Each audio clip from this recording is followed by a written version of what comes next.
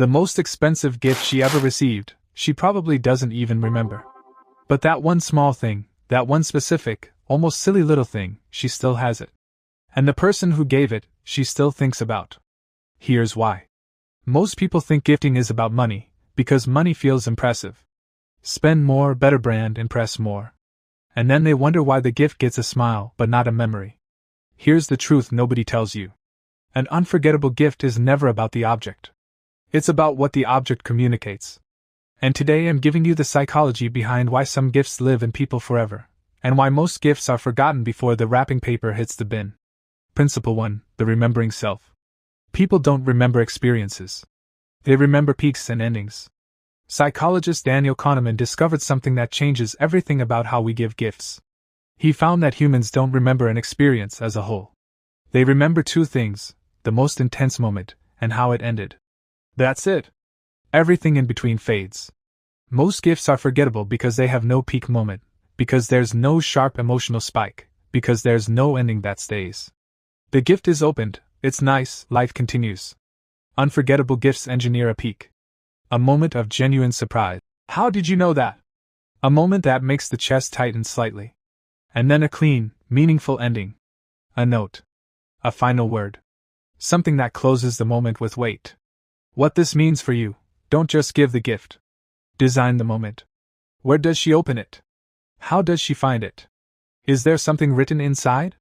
Something hidden underneath? The unwrapping experience is part of the gift. A gift found unexpectedly in her bag hits differently than the same gift handed across a table. Engineer the peak. Stick the landing. Principle 2. Emotional specificity. Generic says, "I got you something." Specific says, "I actually know you." This is the one that separates forgettable from unforgettable. Generic gifts say "I was thinking of you." Specific gifts say "I was paying attention to you." And those are two completely different things. There's a restaurant she mentioned once, months ago, in a passing conversation. You booked a table there. There's a book she said she wanted to read but never bought herself. You found a first edition. There's an inside joke between you two. You turned it into something physical. She doesn't care about the object. She cares that you remembered. She cares that you listened when she wasn't even testing if you were listening. That is the gift. The object is just the proof of it. What this means for you: start collecting. Every time someone you care about mentions something, a place, a memory, a thing they want, a thing that made them laugh, note it somewhere. Your phone. A notebook. Anywhere. Because the person who shows up 3 months later with "remember when you said," doesn't just give a gift. They give the feeling of being truly seen. And that feeling is the rarest thing one human can give another. Principle 3. Loss aversion wrapped in love. The fear of missing something is stronger than the joy of getting something. Kahneman again. Psychologists found that losing something hurts twice as much as gaining the same thing feels good. Unforgettable gifts quietly use this, not to hurt, but to create urgency of appreciation. The gift that says, "This moment won't come again," lands heavier than the gift that could have been given any day. A birthday gift feels different than the same gift given on a random Tuesday with a note that says, "I saw this and thought of you. Didn't want to wait." The Tuesday gift wins, almost every time. Why? Because it wasn't obligated. It wasn't scheduled. It wasn't triggered by a calendar reminder. It was purely, "I thought of you and acted on it." That spontaneity signals something deeper than generosity. It signals you're on my mind when there's no reason to think of you. What this means for you: don't save every meaningful gesture for occasions. The most unforgettable gifts often come with no occasion at all. A note slips somewhere, she'll find it later. A small thing that connects to a conversation from last week. Something that says, "I didn't need a reason." That gift she will remember, because it reminded her she is thought of in the in-between moments, not just on the days when she's supposed to be. Principle 4. Identity reflection. The best gift tells someone who they are, not what they like.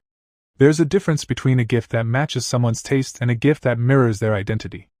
A gift that says, "I know you like coffee," is fine. A gift that says, "I see who you're becoming and I believe in that person," lives forever. A journal for someone you've watched wanting to write but never starting. A course for the things she's always talked about learning. A framed quote from a conversation she had with you, where she said something about herself that she didn't realize was profound. These gifts don't just feel seen. They feel believed in. And being believed in is one of the deepest human needs that almost no gift ever touches. What this means for you, ask yourself before every gift: does this reflect who they are, or just what they consume? Anyone can buy something from a wish list.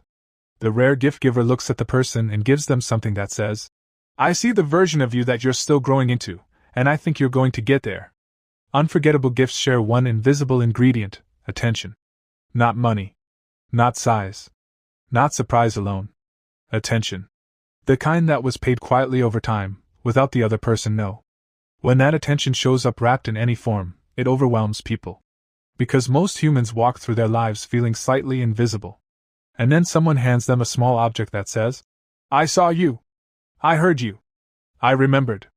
And that is not a gift. That is a feeling they will carry for years. Anyone can spend money on someone. Very few people make someone feel found. Subscribe for cookie.